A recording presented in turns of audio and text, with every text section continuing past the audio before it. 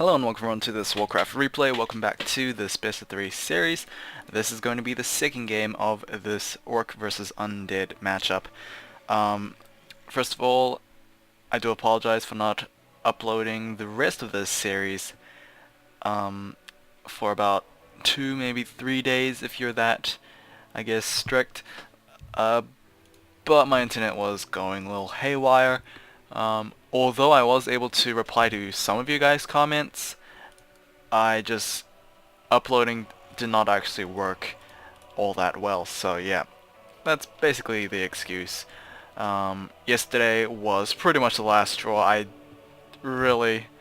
just not mentally, but just emotionally had enough and just gone off the computer for a while. And yeah, I kind of complained to my ISP, but that's irrelevant. Either way, into this second game, this is going to be FoCuS spawning in as the Grey Orc player in the top left, getting himself that Blade Master. His opponent is going to be WFZ, spawning on the right side of the map as a red undead player. I don't exactly remember what happened in game 1. All I know is that WC3 actually went for this graveyard opening as again. So, little apologies for game 1's mishap. When I first looked at this graveyard opening, I thought, those are weird build order timings, but in fact I just went back to a couple months old replays, watched Seshi, watched Lucifer a little bit, and actually found out that yeah, this build order is actually kinda normal. So it's just been so long since I've seen a Fiend opening, because usually, I mean, Lucifer kind of brought back the Ghoul opening, I guess, early this year, and I just didn't get used to Crypt Fiend opening anymore and kind of forgot how it went. I did know that it was Graveyard before Tome of Relics, but what put me off was the late timing on the Altar of Darkness, so I do apologize right there. I know some of you have already pointed that out in the comment section, and yeah. Either way, Blade Master is going to go after this Tome Trapper. Hopefully he gets something good. Who knows, Tome of Experience maybe? I don't really think so. It is going to be, oh wow, it's actually going to be a Tome of Experience. That was a little, okay. A good start for FoCuS right now. He is going to go after that Watcher Magi as well. The Crypt Fiend will actually spot this. There we go with another Windwalk. Blade Master can't be attacked, mainly because the Ogre Whir, which was right under him, and there we go. Ogre Whir actually picked up the kill on the Grunt. Thankfully WFZ did not pick up that kill, or at least in terms of FoCuS's standpoint. Pin of Energy has been picked up, and he did sell that TP scroll for that Circlet of Nobility. Either way, Dust Appearance has been purchased for the Death Knight. He is going to clear out this camp with his already massed 2 Crypt Fiends, which is kind of a big deal early on, especially in the 3.5 minute mark over here. Especially since FoCuS lost his first Grunt. His Grunt count won't be as plentiful as I guess it would have been 2 versus 3. It still doesn't really matter. Tier 2 coming in for most likely both players. Yet FoCuS just a little ahead on that one. And the third Ghoul is being produced to fix the slow lumber harvesting, I guess, rate. So in a Blade Master, FoCuS is, well, I guess focusing on the creeping aspect of this game. Apparently he is not going to go for an harassive playstyle. Instead he is just going to try and get that Blade Master to pretty high level. Maybe he might start harassing when he gets to level 3. He might actually claim this Watcher Magi as well. Would be a pretty good advantage if he actually picked that up, but it does not look like he's gonna go for it. He might actually steal this Green Creep camp. I'm just guessing at this point. Nope, Windwalk, so that might be a sign of him going for the base. The Grunts have been, I guess, intercepted by the undead units. I doubt that WFZ could actually pick up a kill here. If he actually manages to take down that Grunt's health significantly, he might actually pick it up with a Death Coil.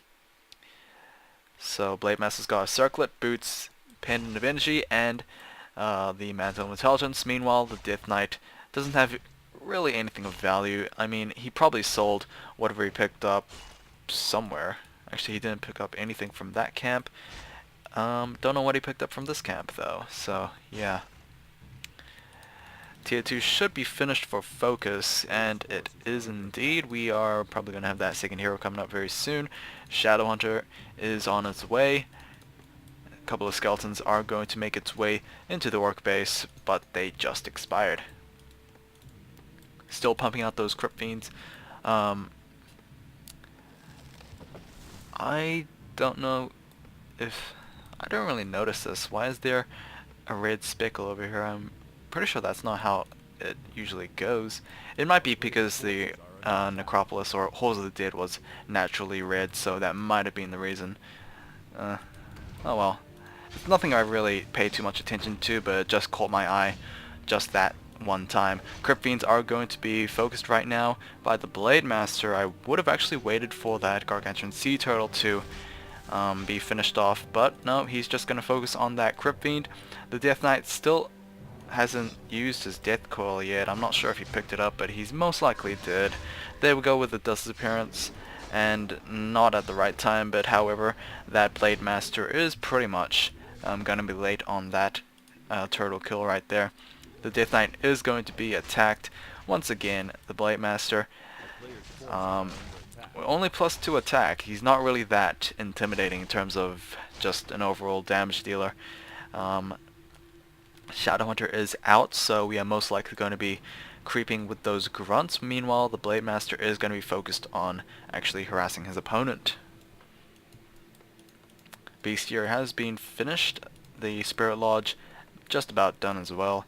Raiders are on the way, and Ensnare is being queued up as well. The Lich is out, so hopefully fighting that Blade Master will be a little easier. There we go, the Frost Armor. It will discourage that Blade Master from actually engaging the Death Knight and basically any unit with that Frost Armor. The Lich is also a very vulnerable target, so that's probably why the Blade Master is not going to go for him right now. Dust Appearance has been used. The Lich does have one more charge, and the Blade Master is forced to run away. That dust actually lasts quite a long time, I believe 20 seconds, yes it is. Note, he still can see the Blade Master. I believe a Death Coil might just be used to pick him up right now. Or maybe just another dust. Okay, there we go. Gargantuan Sea Turtle has dropped a Wand of Mana Stealing. We're gonna go... oh, we're very close to the Tier 3 as well. Slaughterhouse has just finished for WFZ.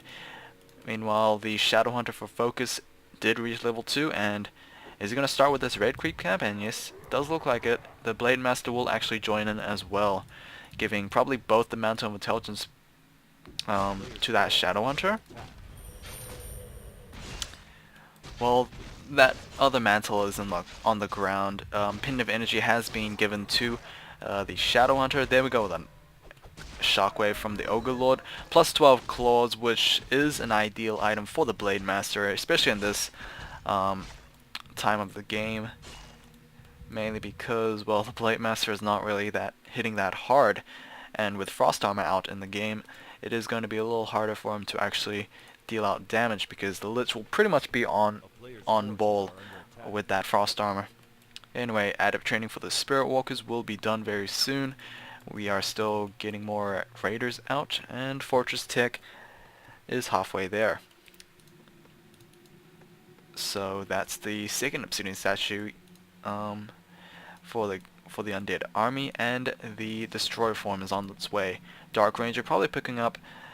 oh, it's going to pick up a Orb of Corruption. I would imagine Dust Appearance would have been picked up as well, but I think that Lich still has one charge. Nope, actually I'm mistaken again. Either way, it looks like this Ogre Lord camp is going to be taken out by the Undead army, and it looks like FoCuS did actually claim this Watcher camp as well. So he's pretty much got both wards, and, well, he's pretty much got some map presence right now. He's also got scouting down to pretty much the T. We did have a little bit of a silence on the Blade Master, but obviously nothing really could follow up as the Blade Master was pretty much out of there. Raiders, well, they can take a little bit of damage. They can't really get caught out, as the Undead Army doesn't really have that much to catch people out. Lich is at level 2, so he might have the AoE Frost Nova for that extra bit of slow. And the speed scroll is being used on the Undead Army. There we go with the Ensnare on the Destroyer. We are having a couple of ping here. I'm not sure what for, as neither players have actually gone to that place just quite yet, and the Coda Beast is out, so we can actually take one of these Crypt Fiends out of the battle, and will provide, I guess, the fellow Orc units just additional damage overall. There we go with the Devour on that single Frost Crypt Fiend, and the Blade Master is quickly being focused down by the Undead Army, but he does have the Invulnerability Potion. One Grunt is going to be taken out. We do have Burrow Research for the Crypt Fiends. Hex is being used on the Death Knight, but it's pretty much worn off already. I would imagine Hex being used on the Death Knight as soon as, I guess, an undead unit is pretty much taken out to prevent that Death Coil, or just Hex coming in on the focus target. Either way, here comes FoCuS again with the Blade Master. He is going to get healing waved. He does have a mana potion as well as the health pot. He will give the mana pot to the Shadow Hunter. Nicely done with the item transfer right there. There we go with the health pot. Very close to dying for FoCuS right there, but he will be able to hopefully keep at it. He does have quite a few units still alive. 3 undead heroes are still a bit of a problem. There we go with the Wand of Mana Stealing being used, and the Shadow Hunter is almost out of mana. He still has one spell left, I guess, or maybe he has 2.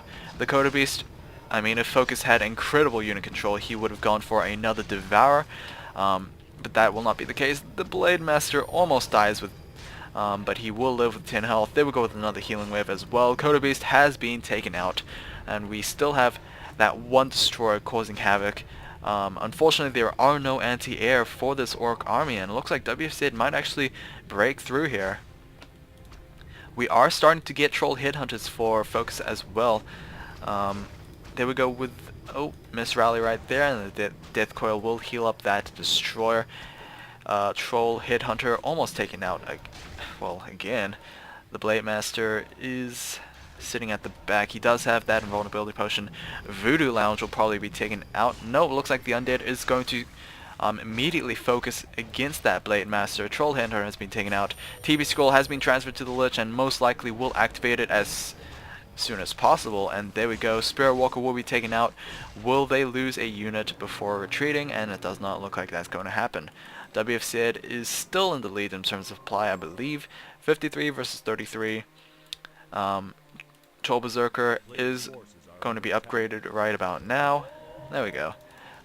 And I don't really know who lost the most. I guess I could say that, let's just say that both players lost a lot of units in that fight. However, it looks like maybe WFZ, maybe he got the better end of that fight because he is still in high enough, I guess, army supply. There we go with the second Tome of Experience. Will be given to the Shadow Hunter. It is pretty much more important for him to actually get that. The Shadow Hunter probably will get to level 4 as well. No, maybe not. Maybe I'm just bad at estimating things. Yeah, but there was so many raiders out for FoCuS, and the Coda Beast as well. A lot of Spirit Walkers as well, but now FoCuS is pretty much being reduced to one unit, one per unit basically. He does have another Troll Berserker over here. We do have the Voodoo Lounge being constantly repaired. However, I think the DP is a little too much right there, and the peons will be forced to go for the battle station. We do have another raider on the way. The Coda Beast is sitting back in the base, and here we come with FoCuS coming in from the back, most likely going after this Obsidian statue. There we go with the Death Coil on the Blade Master, but the Frost Armor on that Obsidian statue will be taken out. Level 4 will be given to the Shadow Hunter, but the FoCuS will lose himself. That crucial Blade Master, that is a crippling loss for FoCuS right now, and that is going to be GG. So yeah, I believe the score is now 1-all. Great job by WFZ, and we will be going into a third game. Hopefully you guys have enjoyed. Sorry for the delay, and I'll see you guys there.